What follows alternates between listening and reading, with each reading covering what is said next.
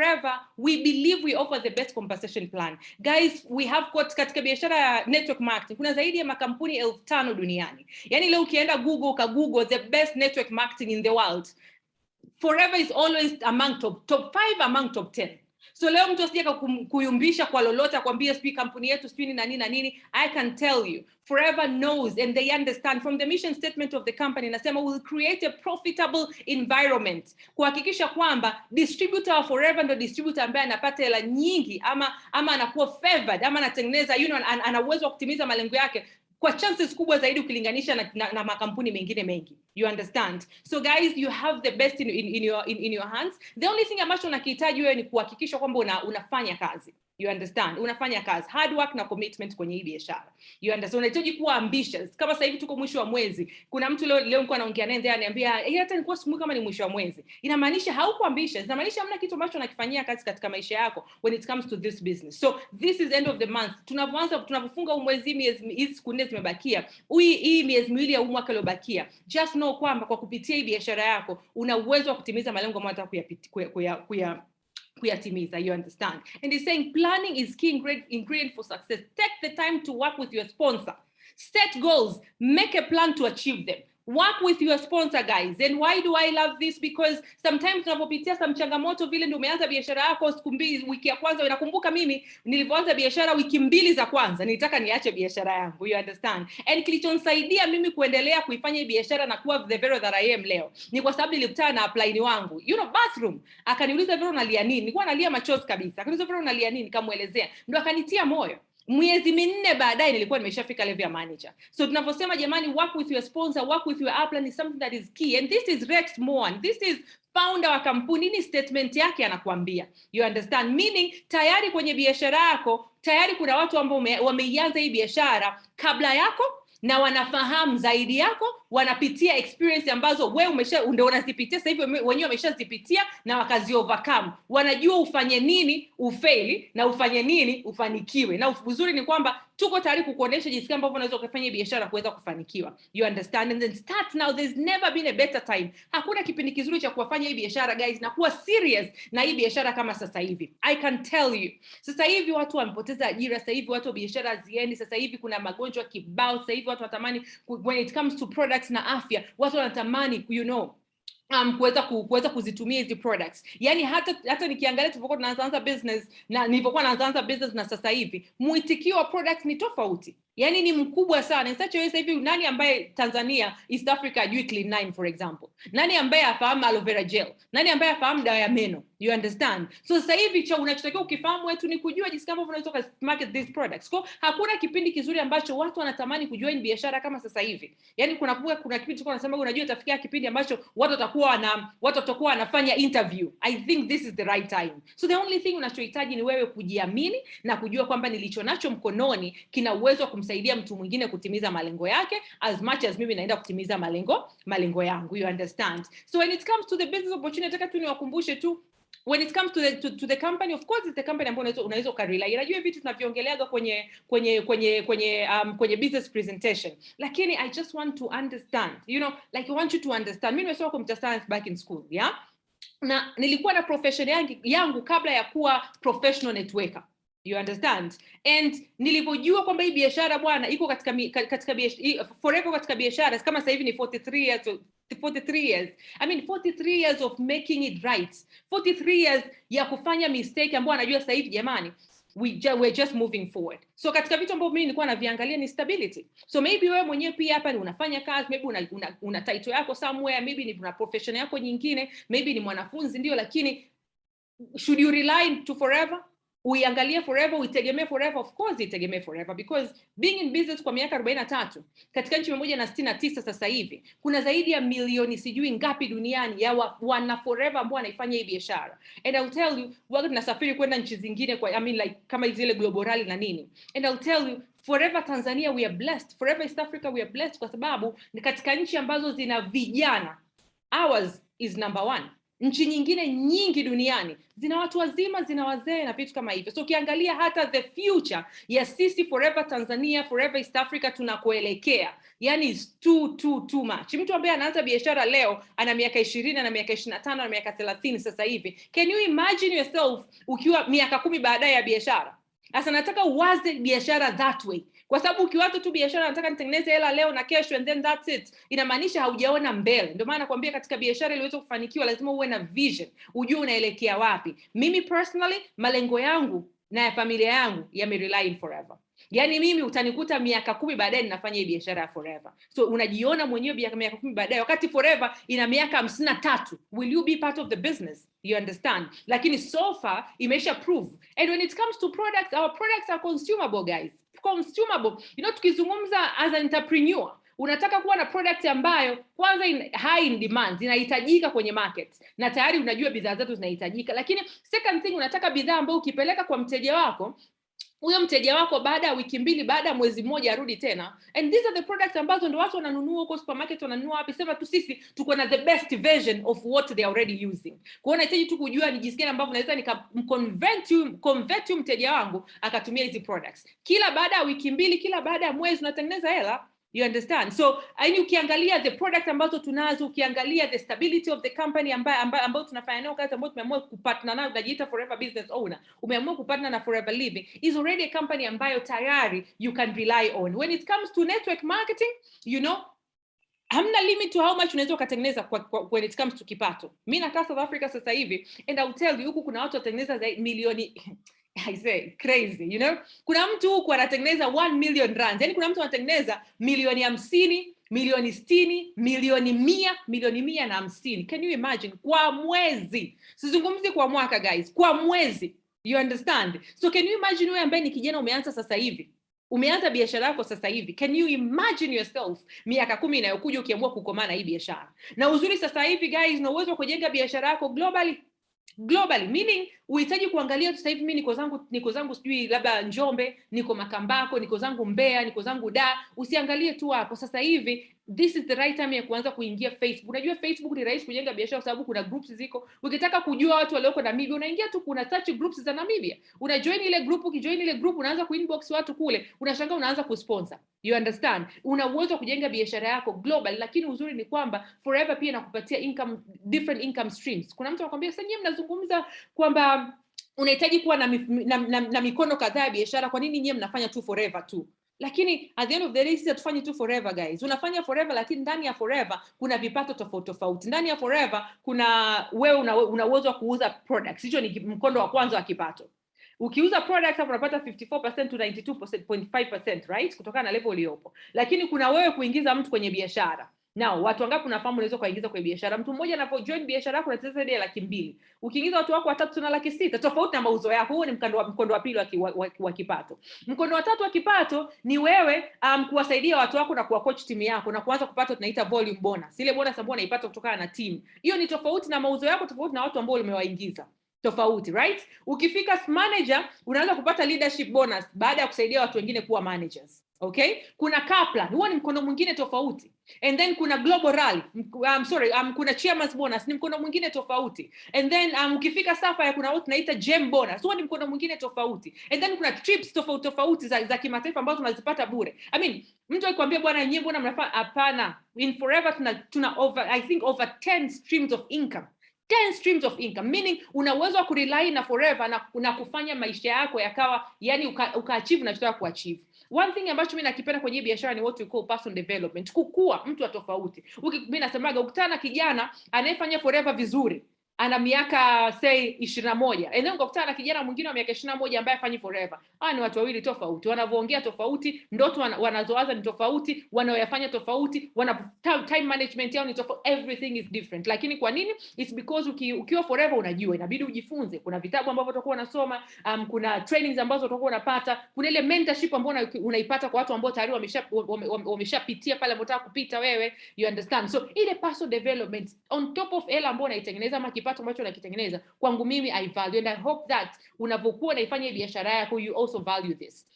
And kuna watu ambao wanapata promotion kazini kwao just because ni forever business owner, kwa sababu ana skills tofauti na zile ambazo watu wengine wanazo. You know, with forever utajifunza sales and marketing, with forever utajifunza public speaking, with forever utajifunza health, you know, utajifunza so many things ambavyo labda usingekuwa unafanya forever usingefahamu. So ile personal development ni kitu ambacho nataka ukivalue na ukione. Mtu akikwambia, unajua mtu ukiwa umeanza biashara unakuwa una so much of vitu ambavyo umevitimiza, labda kama malengo na nini hujatimiza labda malengo kadhaa, lakini one of the goals ambazo inabidi uziongelee hata kama ndio umeanza biashara leo, speak it like, you know what, nimeanza hii biashara because najua itanisaidia kuweza kuwa mtu tofauti. That is number one thing ambacho unahitaji kwenye kufanikiwa katika maisha yako, personal development. You understand? So financial freedom is another promise ambayo ni forever inatupatia. You can actually achieve anything that you want to achieve. Time freedom, kuwa na uwezo wa kufanya yale ambayo unataka kuyafanya. That's another thing, you know. Live legacy lifestyle business, una uwezo wa kuirithisha biashara yako kwa watu vizazi vitatu vinavyofuata.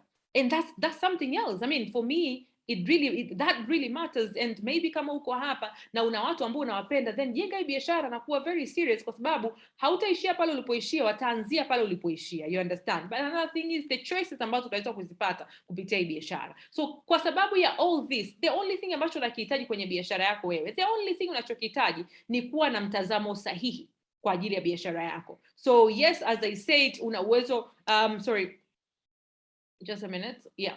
So so the right mindset kwa biashara, as we always say, like, biashara ili uweze kufanikiwa na sio tu forever, unahitaji 80% mtazamo sahihi and then 20% skills. Kwa hiyo especially for example going from level ya assistant supervisor to supervisor, kuna watu wanatoboa supervisor ndani ya mwezi mmoja. Huwezi kusema huyo mtu ndani ya mwezi mmoja tayari anajua biashara. Ajui biashara kabisa, lakini amepata mafanikio, amepata matokeo. Yale matokeo yametokana na nini? Mtazamo wake.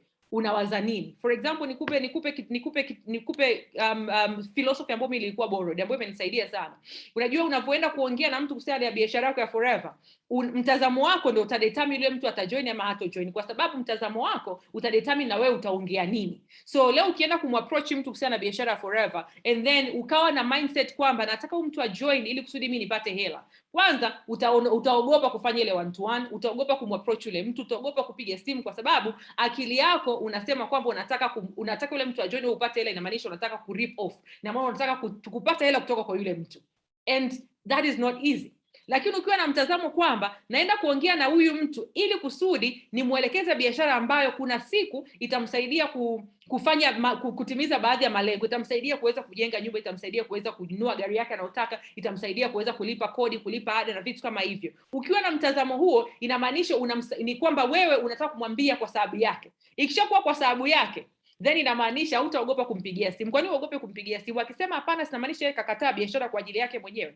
Akisema hapana, si yeye ndio amekataa kutimiza malengo yake. So mtazamo wako ndio utakusaidia kuweza kuuza, mtazamo wako utakusaidia kuweza kuingiza watu kwenye biashara yako, mtazamo wako utasaidia kuweza kuwaongoza watu. Kuna watu wana attitude mbaya kwenye biashara. Kwa nini? Kwa sababu mtu hajiwazi yeye kama kiongozi. Bado ukijiwaza wewe kama kiongozi kwamba mimi ndio servant, sio unajua leader ni kusave, kuwa kiongozi ni kusave watu. You understand? Ukijua kwamba mimi ni servant wa timu yangu, inamaanisha hutaweza kuwapayukia, hautaweza kuwa na hasira nao. You understand? So mtazamo wako utadetermine utafika mbali kwenye hii biashara. Kwa great attitude, utakutana na watu unawaambia kuhusiana na biashara, watu kuelewa, watakataa. But as I said, wamekataa kwa ajili yao, wamekataa kutimiza ndoto yao kupitia biashara ya forever. So wewe haitakuuma. So great attitude itakusaidia kutoumia when it comes to rejection. You understand? Lakini always remember kwamba mafanikio yanaanzia kwenye akili yako. Guys, unataka kufanya 4cc. Usipojiona kufanya 4cc, hauwezi kufanya 4cc. You understand? Kama leo uko kwenye nyumba sasa hivi, kuna mtu aliiona ile nyumba kabla wewe hujaishi pale ndani. Kabla haijatokea, kuna mtu alishaiona kwenye akili yake. You understand? Leo ukiwa kama nimetoka nyumbani nimekuja hapa nilipo, maisha nilikuwa ninajua ninakuelekea, tayari uko na direction. So success begins in mind. Kwa hiyo kama una lengo lako lolote ambalo unataka kulitimiza kupitia biashara, then just know kwamba inabidi uliamini kwenye akili yako, ulione, ujione. Ndio maana tunakwambia visualize, visualize your goals. Hakikisha kwamba malengo yako yako kwenye dream board, umeandika mahali unayaona, ili kusudi uweze kuconnect nayo, ili kusudi uweze kuyaishi kabla hujayafikia. So success begins in mind. Lakini ukiwa umeanza hii biashara, kitu cha muhimu sana ni embrace change. Ni kuhakikisha kwamba unafanya, yes, kuna kuweka efforts, lakini ili zile efforts uweze kuziweka, kuna baadhi ya vitu ambavyo inabidi ubadilike. For example, baba ni mtu ambaye unaangalia TV muda wote. Then ukiamua kuanza hii biashara na uko very serious unataka kutimiza malengo yako, usitegemee kwamba utaendelea kuangalia TV kwa masaa yale na series kwa muda ule and then bado ufanikiwe kwenye hii biashara. Kwa sababu the more unaangalia series, the more utakuwa unapoteza muda wa kuwaza biashara yako. The more huiwazi biashara yako, the more hauwezi ukaifanya biashara yako. You understand? So leo kama ulikuwa usomi vitabu, inabidi uanze kusoma vitabu. Kama uangalie videos, lazima uanze kuangalia videos. So una sacrifice kitu gani? Unataka kupata mabadiliko gani? Kuna tabia gani mbaya katika maisha yako ambazo inabidi uziondoe, alafu uzireplace na tabia nzuri ambazo ndio zitakusaidia kwenye kujenga hii biashara. Kwa hiyo inabidi ujiassess, inabidi uwe tayari kupay the price. You understand? Maybe unakaa sijui wapi and then kuna training inafanyika pale Hayat. Unaweza kuna mtu anakaa hapo since training iko Hayat na haendi. Kuna watu ambao wanasafiri kutoka sehemu moja kwenda sehemu nyingine. Mimi for example, nimetoka kutoka nyumbani kwangu kuja hapa. Kwa nini? Kwa sababu niliwa promise. Ningeamua tu kusema bwana, umekatika nyumbani, ngoja nisiende. But it's my responsibility as a team leader, as a business coach, kukusaidia kuweza kuelewa. You understand? So this is me paying the price. Ningeamua kusema hamna umeme and then that's it. You understand? So kuna katika maisha yako ya kujenga biashara, inabidi ujue kabisa kwamba kuna siku ambayo inabidi ujitoe. Maybe unatoka kazini umechoka, lakini kuna video lazima uiangalie, inabidi uiangalie ise. Maybe unatoka kazini umechoka, lakini kuna simu 5 za siku hiyo hujazipiga, lazima uzipige, because otherwise inamaanisha usiku itaisha, wiki itaisha, mwezi utaisha, utashanga mwezi wa kwanza, mwaka wa kwanza unaisha na how move up, because you are not willing to pay the price. You understand? Have the clear vision of the future. I've already spoken about it, lakini kuwa na commitment. And commitment kwenye biashara is commitment ya kujitoa kwenye muda. You understand? Maybe unafanya kazi and then kuna ile one hour ya lunch. Inabidi uwe tayari kusema mimi nakula only 15 minutes, dakika 45 nyingine nazitoa kwa ajili ya biashara yangu. Wewe ni mwanafunzi, maybe kuna kipindi utakuwa unaingia kwenye mitihani. Nimefanya biashara nikiwa mwanafunzi, lakini bado najua kabisa hata kama mwanafunzi unafanya mtihani, bado kuna muda ambao utaweza kuupata. Inabidi uwe willing kuwa alert na kusema I'm up for my business. Regardless, I'm touching my business. Ninagusa biashara yangu kila siku. That's the commitment. Commitment ya kuwa coachable. And so congratulations kwa kuweza kuwepo hapa kwa sababu umeamua kuwa coachable. Lakini kuingia kwenye training ni kitu kimoja, alafu kingine ni kufanyia kazi yale ambayo tunaenda kudiscuss kwenye training. You understand? Kuwa coachable, kuwa kufundishika. Okay? Commitment when it comes to stock and inventory. Kuna mtu anajua msa mimi nauzaga dawa za meno, lakini anasubiria mpaka auze dawa za meno zote ndio ndo akafanye order. Jamani guys, tunakubalianaga kwamba nadhani tumeshafanya training kadhaa, kuwa na product focus. Kwamba mimi focus yangu ni weight management. I cannot allow myself kutokuwa na clean 9. Ever. Unajua ninauza dawa ya meno, unauza multimarker. Kwa nini usubirie multimarker ziishe send up ndio tuanze kuombana? Kwa nini kama kuna multimarker pale Nairobi usizinunue zile? You understand? Kwa nini usiweke kastock yako kwa multimarker zako 3 sijui 5 uwe nazo ili mteja akipata haraka? Something like that. That is commitment kwenye biashara yako. Kuna mtu ambaye leo ameanza biashara mwezi uliopita na leo hana hela mtaji hata kidogo. Mwambie fanya order 0.5 hana. Sasa niambie kuna mtu amefunguaga duka and then alipofungua duka akala mtaji wake wote and then akaanza tena upya. We don't do that in business. So that is commitment. You understand? And ningependa usome hichi kitabu kinaitwa Attitude is Everything by Jeff Keller ili kuweza kudevelop the right mindset kwa ajili ya biashara yako. Lakini kwanza and foremost, congratulations kwa kuamua kuifanya hii biashara, and congratulations kwa kuwepo kwenye hii training. Congratulations kwa sababu ninajua utaweka commitment ya kuweza kuifanya hii biashara. Kama umeanza hii biashara, wanasema never look right or left, it's moving forward at least kwa mwaka mmoja, miezi 12. Lakini ukisema niko miezi 12 kwenye biashara, it's actually miezi 12 ya kugusa biashara yako kila siku. Sio tu kuwepo kwenye biashara for the sake ya kuwepo kwenye biashara, no. So kama uko biashara guys, let's keep, tukanyage mafuta miezi 12 inayokuja. Everybody kama umeanza biashara miaka 3 inayokuja, jipatie commitment ya kusema bwana, hii miezi 2 iliyobakia nataka nifanye yani nifanye the best kwenye biashara yangu. Niguse biashara, kama ni hizo simu 5 kwa siku nizipige simu 5 kwa siku. You understand? Kama ni kwa 10 trainings na 10 trainings. You know, kama ni kucollect namba zangu 2 kwa siku ni collect. Kama ni kujifunza hii biashara basi nifanye all I can kuweza kujifunza hii biashara. Hii miezi 2 and then twende tena miezi mingine 10. By end of mwakani, muda kama huu, ninaamini kabisa ukiweza kuweka commitment kwenye biashara yako utaweza kuwa umefika mbali sana. You understand? So first thing unachotakiwa kuifanya ili uweze kufanikiwa kwenye biashara, one is of course lazima uwe na malengo. Yes, you know, right attitude, and then the second thing is kuwa na malengo. Kwa sababu usipokuwa na malengo, hata huo mtazamo wenyewe huwezi kuwa nao. Usipojua kwa nini unaifanya hii biashara, huwezi kuifanya biashara. Kwa sababu, you know, why should you? You know, kwa nini mwanafunzi anakaa kwenye vimbweta, you know, anang'atwa na mbu na nini, lakini anajua na mtihani? Kwa sababu anataka kufaulu. You know, tayari ndio maana nasema uwe na end in mind. So these are things ambavyo unatakiwa kuwa navyo. Malengo yako, kwa nini uifanye hii biashara? Kuna malengo ya familia, kuna malengo personal ya kwako kama wewe, and then kuna malengo ya biashara. And then inabidi uyaweke in short term goals na long term goals. Short term goals ni between sasa hivi na mpaka at least mwaka mmoja. That is short term goals. And then mid term goals and long term goals, malengo ya muda mrefu ni kuanzia at least, you know, miaka 2 na kuendelea. Na njia rahisi ya kuweza kuset malengo yako, nakumbuka kuna kitabu kimoja kinaitwa No Excuse cha Brian Tracy. Alitoa mwongozo nikaupenda kweli. Akasema ukitaka kuweza kuweka malengo yako vizuri, kwanza andika list ya vitu 50 ambavyo unataka kuviachieve katika maisha yako ndani ya miaka 10. Vitu 50 ndani ya miaka 10. Kuandika vitu 10 vya kwanza itakuwa rahisi kwa sababu unavijua kirahisi. Nataka nilipe rent, sio nilipe nini, nilipe ada, sio nifanyaje, nisaidie. Yaani hivi vya kwanza unavijua, you know, nataka nijenge na vitu kama hivyo, you know. And then sasa kutoka pale 11 kwenda 40, kwenda 50 na kuaga ngumu. Sasa pale ndo unapojitafuta na kujua hivi kwa nini mimi ninataka nini kweli katika maisha yangu. Kweli nataka nini katika maisha yangu? Kuna zile safari ambazo umekuwa ushakuwa ukiwaza katika maisha yako. Natamani niende hapa na hapa, andika, you know. Natamani nimfanyie mamangu kitu gani, nataka nimfanyie babangu kitu gani, vitu kama hivyo. 50 of them kwa miaka 10 inayokuja. That is you allowing yourself, wewe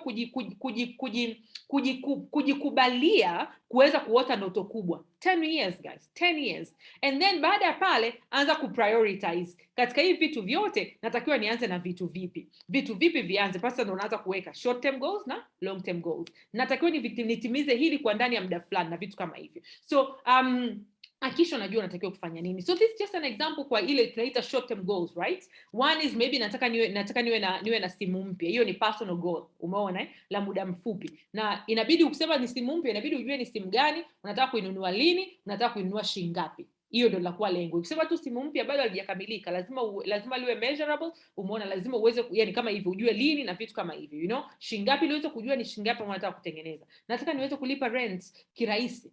Rent yako ni shilingi ngapi? Umeona nataka ninunue laptop, labda nataka ninunue projector, ni shilingi ngapi, lini unataka kulitimiza. Nataka ni furnish nyumba yangu, ninunue labda, kama nakumbuka David alikuwa ameanza biashara, alikuwa anataka kuhamia kwenye nyumba yake, anajua pesa mwezi huu naenda kununua fridge, that is furnish. Mwezi huu nataka ninunue speaker, mwezi huu nataka ninunue hivi. Tunabidi uweze kujipanga kama hivi. Nataka ninunue gari, lini, gari gani, rangi gani, shilingi ngapi, lazima ufanye hivyo. Nataka ni support familia yangu kwa kufanya nini? Ukisema support, nataka nimsaidie mdogo wangu kulipa ada, shilingi ngapi, inatakiwa kulipwa lini na vitu kama hivyo, you know. Pay off my debt, una madeni ya shilingi ngapi, lini unaanza kulipa kwa shilingi ngapi. Lazima yaweze kuwa specific like that. Nataka nianze kufanya savings, you know. Nitatoa mfano tena wa David, alijiwekea kufanya savings ya 500 kwa mwezi. Kwa anajua pesa ni kwa mwezi 500. So inamaanisha akiwa anaweka plan zake za mwezi, anajua pesa inabidi kama ni savings 500, maisha nitatengeneza at least 1.5 million, ili kusudi 1 million niweze kuishi hapo na kufanya mambo mengine, and then 500 niweze kusave. Sio, mnanielewa? Kwa sababu savings ni tofauti na furnishing. Hiyo ni lengo tofauti. You understand? Kwa hiyo ukishaweza kujua hivi, itakuwa rahisi sana kuweza kujua ninafanya nini na ninatakiwa nifanye nini kwa mwezi, natakiwa nifanye nini kwa wiki, natakiwa nifanye nini kwa siku. Na wanasema hii business haiwezi kuifanya, hauwezi kuifanya kama haijakuingia. Haiwezekani. Yaani kama haijakuingia in such a way, inabidi ifike muda ambao unashtuka usiku, unaangalia dari, unawaza sisi. Unashtuka usiku unaangalia dada unasema hivi lile lengo nitalitimiza lini? Usipofikia katika level hiyo huwezi kuifanya hii biashara. Huwezi kuifanya hii biashara. Now, sasa umeshaweka malengo yako. Next thing ambacho unahitaji kufahamu wewe kama umeanza biashara ni kitu kinaitwa case credits or rather basics za hii biashara. Na hapa nitaenda haraka tu. Case credits ni hela ya kampuni ya forever, right? So case credits ni Forever katika nchi 169 so far, kila nchi inakuwa na currency yake. So Forever akaamua kutengeneza currency yake ya kampuni. So leo ukienda kununua aloe vera gel, Forever haisemi let me see who is here, haisemi Muli Aquatwabi, haisemi Alicia, or let's say Alicia amenunua aloe vera gel kwa shilingi 50,000. Inasema Alicia amenunua aloe vera gel kwa shilingi 0.102. Kama umezinunua 5 utachukua 0.102 mara 5. Ndio maana nasema mtu ukiwa mpya ndio umeanza biashara, ukinunua ile combo pack kama hii Statue Journey combo pack iko discounted, meaning ukizijumlisha hizo products mbona zitafika 2k credits because wamekudiscountia, lakini value ya ile combo kama combo wameiwekea 2k credits. Ndio maana mtu usema nikitoa full member kwa ajili ya kununua, nikichagua mwenyewe unakuta ina kucost 1,300,000. So hizo ukijumlisha ile product moja baada ya nyingine inakuja around 1,300,000, lakini ukijumlisha na CC zake zinakuja around 2k credits. Sasa k credits ndio zinahesabika kwenye wewe kupanda vyeo. Kwa hiyo ukitaka kwenda cheo cha supervisor unahitaji k credits 25 ndani ya miezi ngapi? 2. Ukitaka kwenda assistant supervisor, kama umeanza kama preferred customer, umeanza na mtaji wa 250,000, inabidi uweze kununua zile k credits zijumlishike zifike 2 ndani ya miezi 2. Na hiyo miezi 2 guys ninamaanisha calendar month. Kwa kama umeanza leo ni tarehe 26, sawa, inamaanisha mwezi ukiisha tayari ni mwezi mmoja wa biashara yako umeisha. Inamaanisha by mwezi ujao mwishoni unatakiwa umeshamaliza. You understand? Hiyo tunaita calendar month. Inamaanisha wanahesabia kwa ule mwezi ambao umeanzia, hapana. Yaani kama umeanza tarehe 26, mwezi mmoja unaisha tarehe 26 na ukuja, hapana. Mwezi mmoja unaisha by end of the month.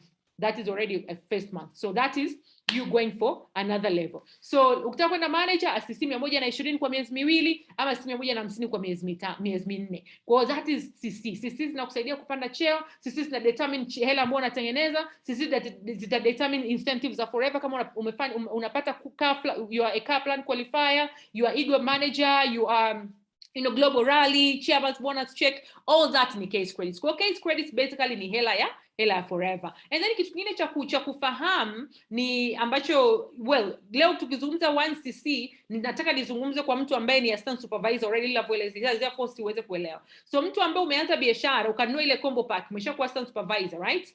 Then CC yako moja Forever kwa Tanzania ni about 450,000. I believe ni about 450,000. So every 1cc ni manunuzi ya kwako ya 450,000. Ukinunua manunuzi ya 450,000 ukauza, unapata profit ya kitu kama 220,000 pale, I think maybe around 220,000 hivi. You understand? So unapata almost nusu ya mtaji ambao umeutoa. So imagine kwa mtu ambaye anafanya tunasema 4k credits. Mtu anayefanya 4k credits anapata profit ya around 900,000 na kitu nadhani. Around 900,000 na kitu, if I'm not mistaken. If I'm not right, please naomba, kama kuna manager hapa naomba unisaidie kuweza kutype in, and kama kuna kitu ambacho unakielewa please naomba uendelee kutype in as well. You understand?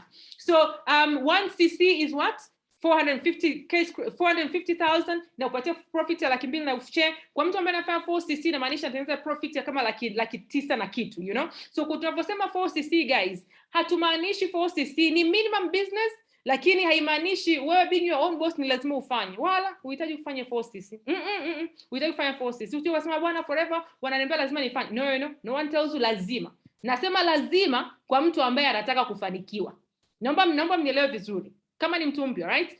Fanya 4cc zako because sio lazima, but because wewe ni lazima ufanikiwe. Kwa sababu 4cc ni building block ya hii biashara. So ni culture ambayo unaitengeneza. So kama uko kwenye biashara yako sasa hivi na una CC zako 2, tunapaka mwisho wa mwezi siku 4 leo na siku nyingine 3 zinazofuata. Guys, una uwezo wa kupush na kutafuta another 2cc. Because mwezi huu ukifunga na CC 4, inamaanisha by next month unapopata mtu wako aliojoin biashara mpya, unaweza kumwambia you know what, mimi ilikuwa mwisho wa siku tulikuwa mbakiza siku 4 na bado nikaweza kufanya 4cc zangu. Yule mtu akifanya 4cc inamaanisha na zako 4cc umeshafika 8. Ukiwa na watu wawili ambao wamefika 4cc kwa mwezi unaofuata na wewe ukafanya 4cc zako tayari ni CC 12. Ukifanya hivyo kwa miezi 2 inayofuata already wewe ni supervisor. So nimesema 4cc sio lazima, but ni lazima kwa mtu ambaye anataka kupiga hatua katika maisha yake, katika maisha ya biashara ya Forever. So 4cc na determine hela ambayo mtu anatengeneza. Kwa sababu mtu anatengeneza 4cc anatengeneza at least 900,000 na ushare. Mtu anayefanya 4cc na maisha ana uwezo kupanda cheo. You understand? Na sio tu show supervisor, assistant manager, senior manager, soaring manager, sapphire manager, and all these global rally na incentives ambayo Forever inatoa. 4cc. In fact, top leader anaitwa Rolf Kipp alisema kama kuna training ambayo mimi natakiwa niitoe ama mtu anatakiwa kuitoa ili aweze kufanikiwa, ni training ya jinsi ya kufanya 4CC. So guys, 4CC is one of the most important thing katika maisha yako ya biashara forever. So usiichukulie kama adhabu. Remember nimesema kuhusiana na attitude, mtazamo wako. So sio adhabu, is wewe kutaka kufanikiwa and so kujipush na kwenda an extra mile ambayo tumezungumza. You understand? Go an extra mile for your business. So go for your 4K credits at any time T. Na unaweza uje kufanya 4CC, unafanya 4CC kwa kufanya vitu vikubwa vitatu. Okay? One, unatumia bidhaa mwenyewe.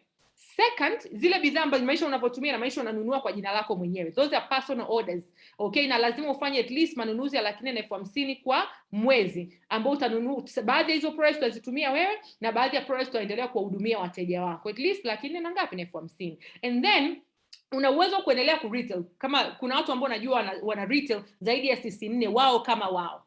Mimi in fact na retail nchi hizi mbili, na retail South Africa nafanya 4CC na above, in South Africa nafanya 4CC and above, sometimes even 10 in Tanzania. You understand? So 4CC ni minimum ambao mtu unaifanya. Okay? So your 1CC lazima ni must. Kwa hiyo unaweza ukafanya 4CC wewe mwenyewe, nunua uza kutokana na wateja wako, lakini unahitaji pia kujenga team ya watu wengine ambao na wenyewe wanafanya biashara. So 1 unatumia, 2 unauza, and then 3 unajenga team ya watu wanafanya biashara. Mtu anavyojoin biashara yako, pale anapojoin tu mpaka anapofika level ya assistant supervisor, zile CC 2 za kwanza zinahesabiwa kwenye active CC zako wewe, ambao tunaita ndio hizo nini katika 4CC, among the 4CC zinaitwa 4CC active.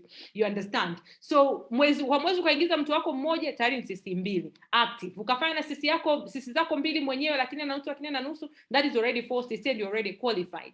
And as you know, sasa hivi guys, huu mwezi mpaka mwaka ujao mwezi wa 3 unahitaji kufanya 4CC every single month na uweze kufika manager ili uweze kupata incentive ya kupata free ticket ya kwenda Abu Dhabi. So kwenye kusponsor watu now, kwa sababu najua watu wengi hapa wanaweza kuuza products. Najua kuna watu hapo hapa ambao walianza bila kuwa na mtaji, wakauza kwa kutumia social media, akapata mtaji wake mpaka akawa full member. So congratulations. So kuuza ndio muhimili wa hii biashara. Na una sponsor watu ili nao pia waoneshe jinsi ambavyo wanaweza kauza products. So our business is the network marketing business, and basically tunachokifanya ni kuuza products kwa watu wengine na kushare experience na watu wengine, na unajenga team ili kusudi uongeze sales force yako, uongeze wigo wa wewe kufanya manunuzi ya makubwa kutoka Forever kwenda kwa watu. So Forever wanakulipa kutokana na umefanya manunuzi kiasi gani wewe na timu yako kutoka Forever kupeleka kwa wateja. You understand? So ni muhimu pia kuweza kujenga timu ya watu wengine ambao na wenyewe watafanya the same. Na kuna hii cycle tunaita Forever Building Cycle, ambayo ni rahisi sana. Unachohitaji kukifanya kama umeanza biashara yako sasa hivi, umeshaweka malengo yako tayari, una mtazamo wako mzuri wa biashara, unachohitaji kukifanya wewe sasa hivi ni kuhakikisha kwamba unaandika list ya majina. So kama uko hapa kwenye biashara, kwenye hii meeting na unanisikiliza na haujaandika list ya majina yako, please naomba uhakikishe unaandika list ya majina 100 mpaka 200. In fact, I will say 200. Because unachohitaji kukifanya baada ya kuandika ile list ni kuanza kuongea na watu. Na kama mtu unafanya biashara kwa muda wako wa ziada, unafanya biashara, unaongea na watu at least 5. Mimi I'll say not hata 2, I'll say watu 5. Kwa sababu sasa hivi 5 kuwasiliana nao ni rahisi, kwa sababu unachoweza kufanya, una uwezo wa create voice note. Natengeneza voice note and then unakuwa unaituma hiyo voice note kwa watu. Na hiyo voice note is very simple. Kwenye hiki kitabu cha First Step to Manager kuna script kabisa ambayo ipo kwenye sehemu ya invitation, jinsi ya kuinvite.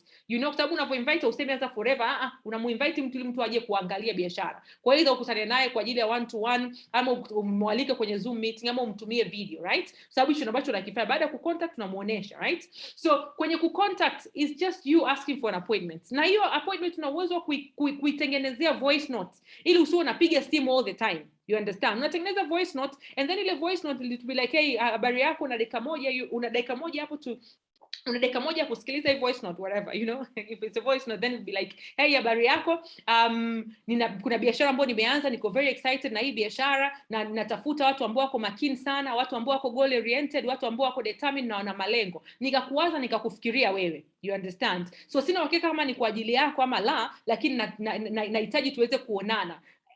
either tuonane ama niweze kutumia a recorded video or niweze kualika kwenye one of our Zoom meetings. Uko available, something like that. And then wewe kila siku hata uko kazini unaweza kutuma hiyo video hiyo voice note kwa watu wako watano. Ukaanza tu kwa kumsalimia kwa message, and then ukamtumia voice note, and then ukamsisitiza sikilize hiyo voice note. Kwa unaweza contact at least watu 5 mpaka 10 kwa siku. Kwa mtu ambaye anafanya biashara full time, guys, that's a very good strategy. Ama ukatengeneza short message ukaona utumia watu akisoma anakuambia yes niko available siku fulani, and then una set up an appointment. So the next thing baada ya kuset ni kumuonesha, and then mwalike kwa business presentation, and then akisha unafanya naye planning kama hii ili aweze kujua exactly anataka kufanya nini. So going through this cycle is something that is very important, lakini speed ambayo unaenda nayo ni very important. So leo kama una listi, utaandika listi ya majina lini, ina matter. Utaanza kuongea na watu wangapi kwa siku, ina matter. Hiyo ndio itadetermine utasponsor watu wangapi kwa mwezi. You understand? That determine utauza bidhaa kwa kiasi gani pia.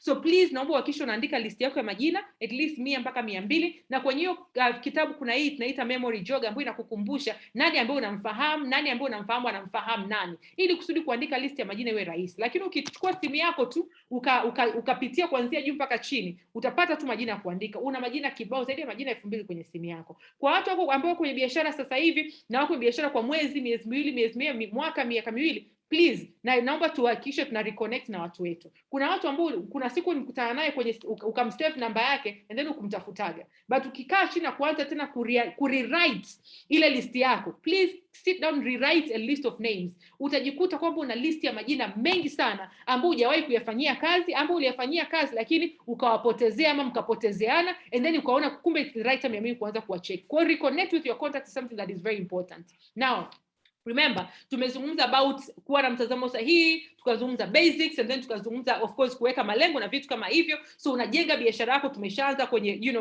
hapo what unachohitaji kwa ajili ya kuanza kusponsor. Na ukitaka sponsoring kwako iweze kuwa rahisi, ama hata kuuza iweze kuwa rahisi, as una lengo la kufanya 4cc, one of the most important thing that wewe kufanya ni ku create story yako. Guys, creating a story is super important. Leo kuna for example kwenye hiyo tumesema building cycle, kuna kuja kutuma video, right? Mimi na video yangu ipo, kuna video ya NOC ipo, kuna video ya Willbad ipo ambayo tunazitumiaga, si ndio?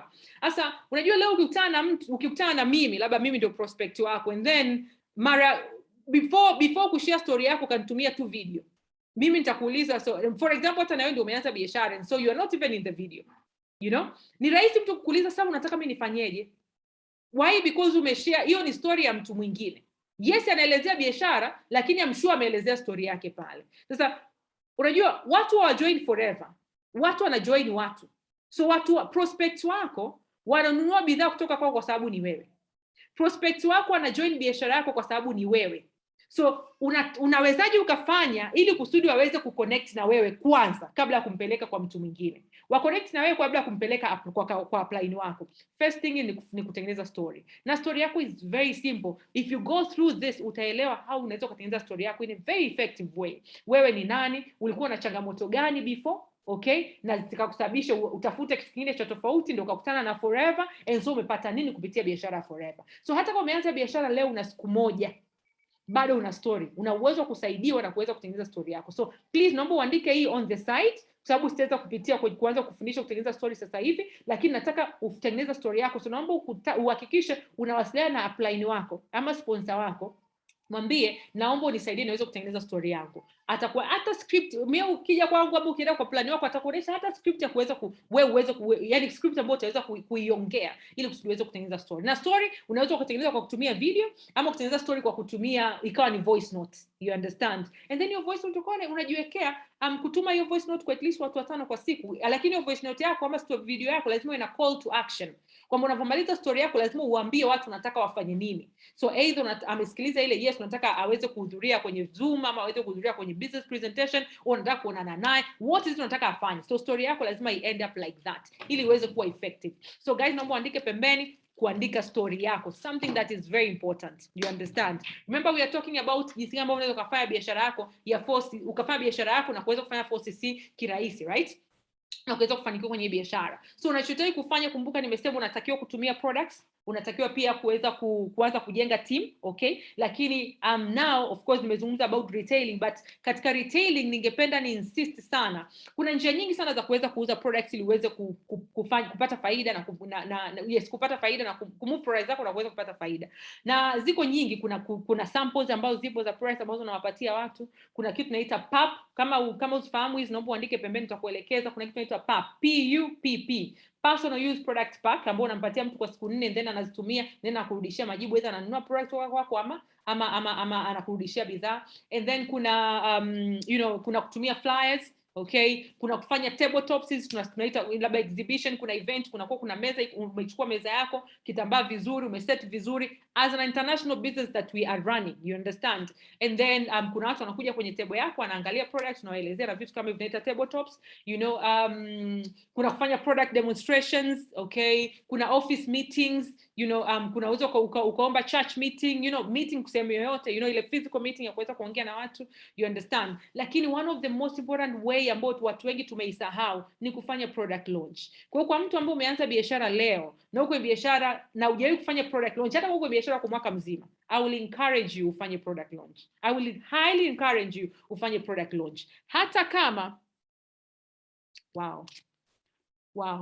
Na mbona mimi unaweza katika baisa in the next 2 minutes. So ikitokea hivyo, I believe managers mtaweza ku take over because I will not be able to do it. But anyways, all right, thank you. So product launch is something ambacho I will highly encourage that you guys do it. So please, naomba ujifunze na uzuri wa product launch kama umeanza biashara wewe mwenyewe. You'll always have a leader ambaye atakusaidia. So please write it down kwamba I want to do my product launch and na uwezo kuiplan. Na another thing ambayo tunaweza kufanya of course ni social media, ambapo najua watu wengi tunafahamu jinsi ya kujenga biashara kupitia social media, right? So the goal basically as you're building your business, first is to make sure that umeanza biashara yako. First goal kama you're assistant supervisor, the goal is kufika assistant supervisor, right? And then ukishafika assistant supervisor, the next goal ni kuhakikisha kwamba unafika supervisor. So hii business ni business ya create supervisors. It's a business of creating supervisors, okay? So baada ya kuwa supervisor, next goal ulionayo wewe ni create other supervisors. So the more una create supervisors kwenye timu yako, that is the more unaenda kwenye levels zingine kama stand manager na level ya nini? Na level ya manager. So kama leo ni supervisor na hauna 25cc business, inamaanisha you're not building it right. Kama ni manager na hauna business ambayo inakupatia 50-60cc, then that means you are not building the business right. And how can you start building a business right? One is to make sure kwamba you are sponsoring. Okay, you're sponsoring, and you need to make sure that you are having at least 5 people that are key in your business. When I'm saying key people kwenye biashara yako, simaanishi umeingiza tu watu 5, no. Ninamaanisha kila watu 5 ambao unawaingiza kwenye biashara, kuna mtu mmoja ndio ambaye atakuwa key.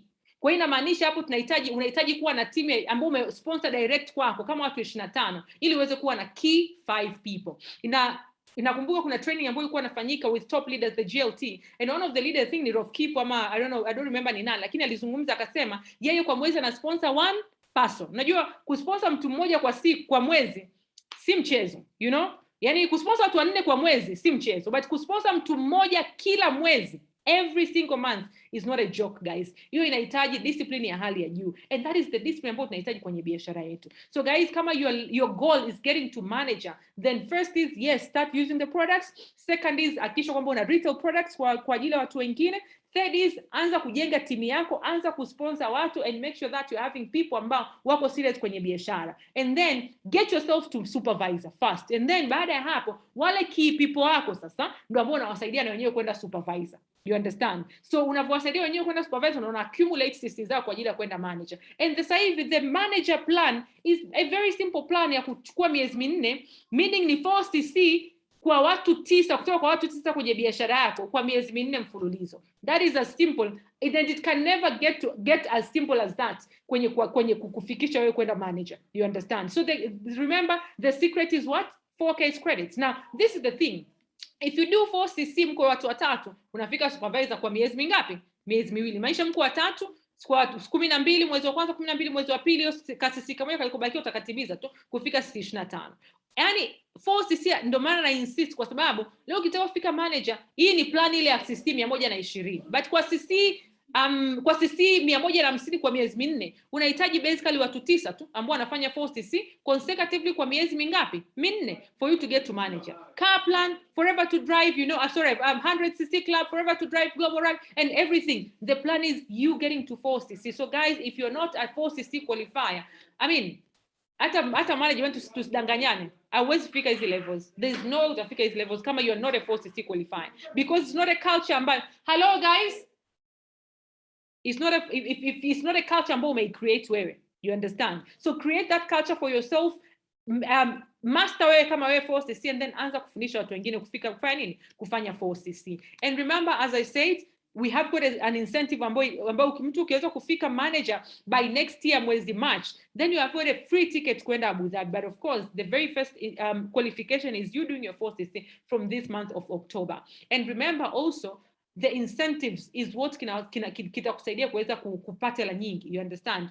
And basically kuweza kujenga a stable business, not only hela but kuweza kujenga a stable business. So right now, if you're here, we are actually how many? We are 42 hapa. Kama tuko 42 guys, can you imagine? If you make a commitment to become a manager by March, get yourself a ticket to Abu Dhabi. But also, that means umekuwa manager by April, right? Na mtu anayekuwa manager by April, inamaanisha unaanza kufanyia kazi Ego manager. Najua kila manager aliyoko hapa, let me see how many managers we have here. We have we have Dastan hapa, najua anafanyia kazi Ego. We have tuko na Didas hapa, anafanyia kazi Ego.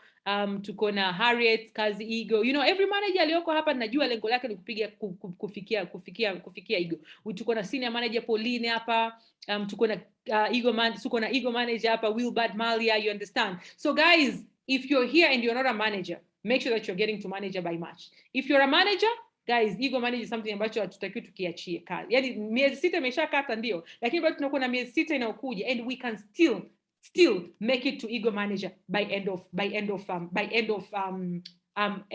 of April next year, you understand? So if you're building your business, I want you to just screenshot hii hapa. Kama unajenga biashara yako, kuna kitu cha muhimu sana. Unajua katika biashara, as I said, unahitaji kuwa na system. Now system ambayo tunayo sisi ni tunaita ndio first steps to manager, ambayo nilikuwa na share na wewe. Well, nimechukua tu pages from first steps to manager, na every page kwa ile first steps to manager ni training on its own. Kutengeneza story yako ni training, retailing ni training on its own, jinsi ya kusponsor watu ni training on its own, you understand? Everything ni training on its own, you understand? But nimemention tu ili uweze kujua unatakiwa kufanya nini, lakini katika kitu ambacho unahitaji kuwa nacho kama system yako wewe ambayo unaifanyia kazi kila siku. Unajua kuna system ambayo inakusaidia kuweza kujifunza, but kuna system ambayo inakusaidia kufanya kazi. System ambayo inakusaidia kufanya kazi kwenye first steps to manager ni 7-day plan. 7-day plan. So, like speaking of someone like Nkobile is top distributor for Ever Living Africa. And of course, she is creating her own system, ambayo I don't know inasaidiani, lakini hajai-launch bado, but nimesha register kwa ajili ya kujoin hiyo, kwa ajili ya kupata hiyo system yake. Lakini every successful person kwenye hii biashara ana system. So wewe kama wewe tuko na first step to manager, but your own personal system kwenye ndani ya first step to manager ambayo itakusaidia kufanya the 4 CC, itakusaidia kuweza kuuza, itakusaidia kuweza kusponsor watu, ni 7-day plan. 7-day plan. So kama uko hapa na hujaanza kuifanyia kazi 7-day plan, ama wewe ulikuwa unaifanyia 7-day plan, ulikuwa una plan activities zako kwa kutumia 7-day plan na ukaacha, then maybe uko kwenye hii meeting niweza kukukumbusha kwamba guys, let's go back to 7-day plan. That is one thing ambacho kama tukiamua kujiwekea commitment, remember commitment, right? Tujiwekea commitment ya kuitumia 7-day plan from today up until December. Hii miezi miwili tu iliyobakia kwanza. Trust me, ndani ya hii miezi miwili ukiamua kuifanyia kazi 7-day plan, itakusaidia sana kuweza kuona mabadiliko makubwa kwenye biashara yako. Na katika 7-day plan, these are the activities that you're supposed to track. Okay? Umecollect contacts ngapi kwa siku? You understand? Umepiga simu ngapi kwa siku? Umecontact watu ngapi kwa siku? Umefanya one-to-ones ngapi kwa wiki? Kwa wiki unataka kufanya one-to-ones 10 mpaka 14. So kama unaona hujasponsor watu, then inabidi ujiulize hivi nimeongea na watu wangapi? Sababu saa nyingine tunasingiziaga forever, tunaionea forever. Nasema forever ngumu, endelea tufanye kazi. Kama ufanyi kazi huwezi kupata matokeo, you understand? Umetuma videos ngapi? Na kabla ya kutuma video kuna maswali ya kuuliza. Naomba kama uyajue maswali, andika pembeni pale maswali ya kuuliza kabla ya kutuma video. Yapo. You know, maswali kama ninakutumia video sasa hivi utaiangalia saa ngapi, yale maswali ni lazima uyaulize, kwa sababu usipoyauliza unajikuta unatuma videos nyingi and then hazikupatii matokeo. So kama unajua maswali, andika mahali, unaweza kaniuliza mimi ama ukamuuliza manager wako akakwambia. Okay, nina wageni wangapi wameattend BOM? You understand? Mimi mwenyewe nimeattend BOMs ngapi? You understand? So these are the numbers. Please number screenshot this one for you to have it. Na kama ikiwezekana iweke hii plani, yani hii hapa, ibandike mahali ambapo unapaona. Kama una dreams pembeni yako, weka hii hapa ili kusudi kukumbushe, kwa sababu mimi naamini sio kwamba watu hawataki kufanya kazi. Kama ni manager uko hapa, downlines wako sio kwamba hawataki kufanya kazi. Sometimes tunajisahau unatakiwa kufanya nini. And so kuwa na ile daily plan is something that is very important. So 7-day plan is super important. Unaongea na watu wangapi? Namba zako za kuwapigia watu hiyo wiki ziko hapa, zinatakiwa ziwepo hapa.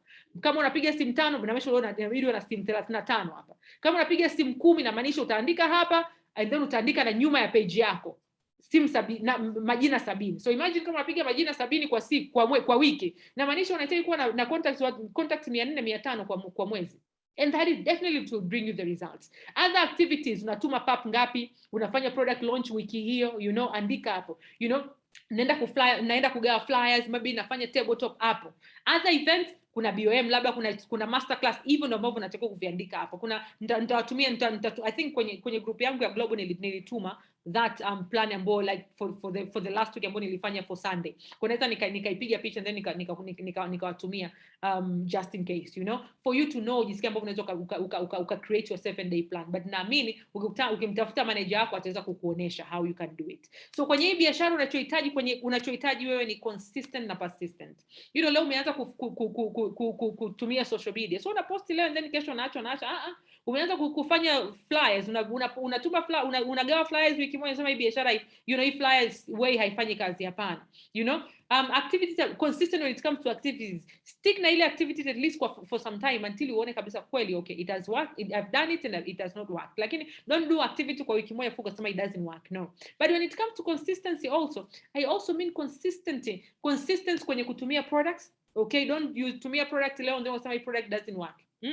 You need to keep using the products uweze kupata story ya kuweza kushare. You understand? I want you to have the consistency when it comes to activities zako ambazo unazifanya, consistency when it comes to you know, your 4K credits. Don't do for 4CK credits mwezi huu kwa sababu ndio mwezi wa kwanza wa incentive and then mwezi ujao unaacha. No, don't do that. You know, have consistency when it comes to your building your business. Consistency when it comes to contacts ambazo unazipiga kila siku. Consistency when it comes to attending trainings and events. Katika vitu ambavyo vinawasaidia watu kwenye kujenga biashara kubwa is events. So kama leo uko hapa na wewe ni kiongozi na uko na events zako, one of the most important skill ambayo unahitaji kuwa nayo ni kupromote, jinsi ya kupromote events. That's the most important thing. You understand? Promoting events. Because if you don't know that, it means watu wako watakuwa wanaalika. But wewe kama ni downline uko hapa na uko na timu ya, na nikisema kiongozi simaanishi managers, no, namaanisha wewe na uko na mtu wako mmoja. Wewe tayari ni kiongozi. Know how to promote that event. Kama tuna masterclass ambayo inakuja tarehe 20, you know, tuna masterclass tarehe 20 November. Make sure that unaipromote, not only unaiannounce, unaipromote kwa downlines, kwa huyo downline wako mmoja ulionao, okay? Unaipromote kwa prospect wako, unaipromote kwa wateja wako, promote, you know, and attend as well. You know, consistent when it comes to focusing on your goals. I know how life happens. Maisha yanatokea jamani, kuna vifo vinatokea, misiba inatokea, harusi inatokea, jamani kazi bosi amebana, jamani ni mwisho wa mwezi kazini kwangu pamebana, lakini you need to focus and know that hii ndio biashara ambayo umeamua kuitumia kwa ajili ya kutimiza malengo yako. Leo nilipost kitu kwenye group nikasema, it's actually a quote, inasema until when you know that you don't have an option ndio utaijenga hii biashara. Watu wengi wanaachaga biashara kirahisi sana kwa sababu anajua sina mshahara wangu. Anaacha biashara kirahisi kwa sababu anajua you know, yani hata nisipopiga, yani unajua nina option nyingine, nitaenda kusoma na vitu kama. Guys, mtu aliyofanikiwa kwenye hii biashara anajua kwamba this is the only way ya mimi kutimiza malengo yangu. And I can tell you, it depends well with malengo yako. Kama malengo yako ni kutengeneza $1,000,000 kwa mwezi, obviously unaweza kutengeneza kwa sehemu nyingine. Lakini kama malengo yako ni kutengeneza millions, guys, you know kabisa there's no other business. For me, at least I know. I'm missing option nyingine. Kama kuna ile check ile ya level 3 check ile $300,000 ile, $400,000 sijui ngapi ile check sisi nikapata ile kwa biashara nyingine yote, inabidi nikomae kwenye hii biashara. You understand? Na kiukweli katika watu ambao wamekomaa kwenye hii biashara, I'm one of those people. I've gone through ups and downs of the business, but I've never quit my business. Ever. Nimelia a number of times, but I've never quit my business. And never will I ever quit my business. And I can tell you, kama kuna kipindi ambacho ninajiona ninakuelekea is so clear, is now. And so sometimes inakuhitaji kustay kwenye biashara yako for long as that. For you to constantly remind yourself kwamba hii ndio biashara pekee ambayo nimeichagua. So guys, never give up. Never give up. But another thing that is super important is have sense of urgency. Kuwa na ile kwamba I said kinachotakiwa kifanyike leo lazima kifanyike leo. Lazima kifanyike nini? Kifanyike leo. So guys, tuko na siku 4 zilizowekeza kufunga mwezi. Well, kama iko recorded, maybe utaisikiliza hii biashara, utasikiliza hii recording and itakuwa ni beginning of the month. What matters is, guys, you know, tuko na everybody contract yako na biashara na kampuni ya Forever inaisha kila mwisho wa mwezi. Every mwisho wa mwezi contract yako na Forever inaisha. So every mwanzo wa mwezi una renew your contract na Forever. And Forever inatulipa kutokana na mauzo ambayo umeyafanya. You understand? So the thing is, the sense of urgency when it comes to watu wako wanataka kujoin business. Like kwambia nataka ni join leo, lazima uhakikishe unamfuatilia leo. So ndio maana ni lazima uweze kuwa na a very good system ya kuweza kufollow up. Hii biashara is about follow up. You don't have follow up, you don't know how to follow up, utakuwa na collect numbers kila siku unaziweka kwenye simu, unaziacha. Utakuwa unaongea na watu kila siku kuhusiana na products and then hawanunui na unawasahau. Utakuwa unaongea na sana biashara, hawajajoin, unamsahau. You have to know how you can be able to follow up your business. You understand that? On its own, ni training on its own. So nahitaji usome kitabu kinaitwa GoPro. Make sure that you read this book. Itakusaidia sana, ni kama vile network marketing bible. Itakusaidia sana kuweza kujenga biashara yako. Now as I'm finishing, naomba ni sitapitia hii, naomba tu screenshot this. Screenshot this is what you're supposed to do. Inabidi uangalie video ya Jen Rich ya create videos. You know, inabidi uandike list yako ya majina ambayo nimeshaongea, tengeneza business story yako, hakikisha kwamba unakutana, una set date na sponsor wako ama upline wako kwa ajili ya kuplan business yako. Hakikisha unajua jinsi ya una password yako ya kuingia kwenye system yako Forever. Unajua jinsi ya kutengeneza orders, you know, unajua jinsi ya kuregister watu kwenye timu yako, unajua jinsi ya you know unatengeneza prospecting cards zako ama business cards zako, you know, umesha send message ile tunaita trial customer message kwa ajili ya kuuza price, especially kama umeanza biashara, ndio umeanza biashara. Hii trial customer message inafanya kazi sana. So if you've never done it, please naomba hakikisha unaipata hii message, okay? And then committing to learning something new every day. Kuna YouTube, unaweza kaingia YouTube kaandika Eno Salema. I also have my trainings ambazo ziko mle ndani, you know, Forever Living UK, Eric Wall, kuna Jim Rohn, na all these other mentors when it comes to biashara Forever, you know, but also read a kitabu kinaitwa GoPro. These are the skills ambazo unazihitaji kuwa nazo, and the thing is, these are trainings on its own. Trainings on its own. So hakikisha kwamba unaendelea ku attend trainings ili uweze kujifunza hizi skills, lakini nataka nikukumbushe kwamba tuna training mara moja tu kwa mwezi, mara moja tu kwa wiki. Sasa kama unataka kurun haraka kwenye biashara yako, huwezi kusubiria mara moja kwa wiki. Ndio maana nikakuinsist wewe unaingia YouTube. You understand? Ingia YouTube and then unaangalia every single day, hata kama ni dakika 10, lakini jifunze something for your business. Itakusaidia kuweza kufanya ama kukua kirahisi zaidi na kiharaka zaidi kuliko mtu ambaye anasubiria training mara moja kwa wiki. You understand? So